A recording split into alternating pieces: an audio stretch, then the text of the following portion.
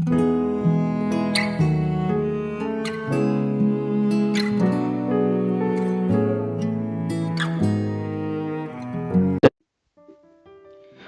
selamat pagi saudaraku. Senang kembali menjumpai saudara di pagi ini. Saya berharap kita tetap dalam kasih dan penyertaan Tuhan Yesus. Haleluya. Selamat datang di channel Pokok Anggur bersama saya Yosia Krispianto. Mari saudaraku, sebelum kita bersama-sama merenungkan firman Tuhan, mari kita akan berdoa. Bapa di surga, Bapa di dalam nama Tuhan Yesus, terima kasih buat segala penyertaan-Mu ya Tuhan, dan perlindungan Tuhan sepanjang malam dalam istirahat kami, sehingga kami boleh bangun pada saat pagi hari ini. Semua adalah kasih dan kemurahan Tuhan. Tuhan, sebelum kami beraktivitas, kami rindu merenungkan firman Tuhan.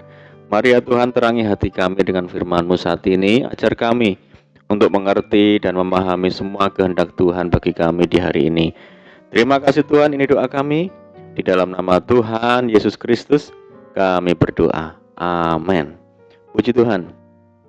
Baik saudaraku, kita akan membaca di dalam Kisah Para Rasul pasal 27 ayat yang ke-14 sampai 15a.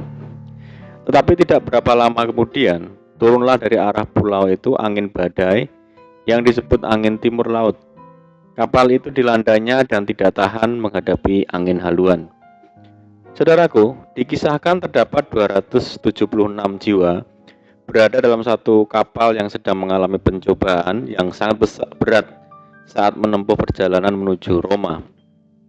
Kapal tersebut terkena angin sakal sehingga terombang-ambing di tengah laut. Lebih mengerikan lagi, saat kejadian berlangsung, langit dalam keadaan gelap gulita sampai-sampai mereka tidak melihat matahari selama hampir 14 hari. Begitu dahsyatnya angin sakal dan gelombang laut yang menghantam kapal, orang-orang menjadi tawar hati dan hilang pengharapan. Tertulis setelah beberapa hari lamanya, baik matahari maupun bintang-bintang tidak kelihatan dan angin badai yang dahsyat terus-menerus mengancam kami. Akhirnya putuslah segala harapan kami untuk dapat menyelamatkan diri kami. Alkitab menyatakan, jika engkau tawar hati pada masa kesesakan, kecillah kekuatanmu. Ketika orang-orang sudah sangat pesimistis dan merasa sudah tidak memiliki harapan untuk selamat, Rasul Paulus yang kebetulan menjadi salah satu penumpang di kapal itu memiliki sikap hati yang berbeda. Di tengah kepanikan yang hebat, Rasul Paulus mampu menguatkan orang banyak itu. Tak ada tertulis, tetapi sekarang juga dalam kesukaran ini, aku menasihatkan kamu supaya kamu tetap bertabah hati, sebab tidak seorang pun di antara kamu yang akan binasa, kecuali kapal ini. Dengan penuh iman ia berkata, tidak seorang pun di antara kamu akan kehilangan sehelai pun dari rambut kepalanya. Kemudian untuk mengantisipasi supaya kapal tidak kandas, di salah satu batu karang mereka pun sepakat membuang sauh, bahkan 4 sauh sekaligus. Sauh atau jangkar adalah alat berkait dan berat, dibuat dari besi yang dilabuhkan dari kapal ke dasar laut, supaya kapal dapat berhenti dan tidak terbawa oleh arus. Dengan sauh, sebuah kapal akan tetap kokoh menghadapi hantaman ombak. Saudara, hati kita ibarat kapal yang sedang mengarungi lautan kehidupan, sedangkan sauh berbicara tentang pengharapan. Hati kita akan tetap kuat di tengah badai atau hantaman ombak sebesar apapun apabila kita memiliki pengharapan. Pertanyaannya saudara, ke arah manakah sauh atau pengharapan itu akan kita labuhkan? Kemana kita mengarahkan pengharapan hidup ini? Ada tertulis, pengharapan itu adalah sauh yang kuat dan aman bagi jiwa kita, yang telah dilabuhkan sampai ke belakang tabir, di mana Yesus telah masuk sebagai perintis bagi kita. Ketika ia menurut peraturan Melkisedek menjadi imam besar sampai selama-lamanya. Badai sebesar apapun boleh saja menyerang dalam kehidupan ini saudaraku, baik itu dalam pekerjaan, di dalam keluarga, kesehatan, keuangan dan sebagainya. Namun saat kita memiliki pengharapan di dalam Tuhan, kita tidak akan binasa. Pengharapan berbicara tentang iman. Saudara, selama 14 hari 276 orang lebih tidak melihat terang maupun bintang. Mereka juga tidak makan, kelaparan, kacau balau, terkatung-katung di tengah laut. Tetapi pada akhirnya mereka bisa selamat karena ada satu orang yang memiliki iman, yaitu Rasul Paulus. Tertulis, sebab itu tabahkanlah hatimu, saudara-saudara, karena aku percaya kepada Allah bahwa semuanya pasti terjadi sama seperti yang dinyatakan kepadaku. Rasul Paulus sangat percaya bahwa tidak ada yang mustahil bagi Tuhan. Ia bisa berkata demikian karena pandangannya tertuju kepada Tuhan, bukan kepada situasi atau keadaan yang ada. Tertulis, sebab hidup kami adalah hidup karena percaya, bukan karena melihat.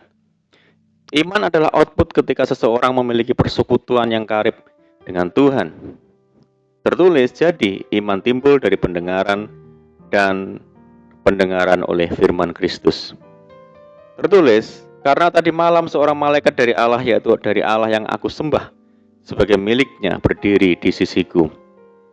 Saudaraku, di tengah kesesakan hebat, Rasul Paulus masih dapat bersekutu dengan Tuhan melalui doa dan penyembahan. Saat berada di tengah badai, masihkah kita memiliki persekutuan yang karib dengan Tuhan? Ataukah kita justru lari meninggalkan Tuhan dan mencari pertolongan kepada sumber yang lain? Walaupun berada di tengah badai, jangan tak pernah tawar hati, saudara. Sebab Tuhan telah berjanji, aku sekali-kali tidak akan membiarkan engkau, dan aku sekali-kali tidak akan meninggalkan engkau. Saudaraku, jadi kunci agar kuat di tengah hantaman badai adalah tetap mengarahkan pandangan kita hanya kepada Tuhan Yesus dan memelihara persekutuan yang karib dengan Tuhan Yesus. Amin, puji Tuhan. Mari kita berdoa. Bapa di surga, Bapa di dalam nama Tuhan Yesus, terima kasih buat firman pagi ini ya Tuhan. Ajar kami Tuhan untuk kuat bertahan saat kami menghadapi badai yang dahsyat di dalam kehidupan kami, dan mampukan kami untuk melabuhkan sah yang kuat, yaitu pengharapan kepada Tuhan Yesus. Dan ajar kami untuk hidup bergaul karib dengan-Mu ya Tuhan, sehingga kami mampu bertahan dan selamat di setiap badai yang menerpa hidup kami. Terima kasih Tuhan. Saat ini kami menyerahkan hidup kami hari ini ke dalam tangan-Mu. Berkati kami hari ini ya Tuhan, berkati segala usaha dan pekerjaan yang kami lakukan lewat tangan-tangan kami. Dan jadikan kami hari ini berhasil dan beruntung, dan sertai kami hari ini dengan penyertaan-Mu yang sempurna. Dan mohon petunjuk-Mu ya Tuhan, sehingga kami hidup sejalan dan seturut dengan segala kehendak Tuhan. Limpahi kami dengan sukacita dan damai sejahtera hari ini ya Tuhan, dan jauhkan kami dari segala malapetaka. Ini doa kami ya Tuhan, kami percaya Tuhan mendengar seruan doa kami. Hanya di dalam nama Tuhan Yesus kami berdoa. Amin. Puji Tuhan saudara, kita sudah berdoa. Kita percaya penyertaan Tuhan selalu ada bagi kita hari ini. Mari kita tetap mengandalkan Tuhan dan tetap semangat di dalam Tuhan. Saya ucapkan selamat pagi, selamat menyongsong hari yang baru. Doa saya menyertai saudara semua. Tuhan Yesus memberkati. Haleluya.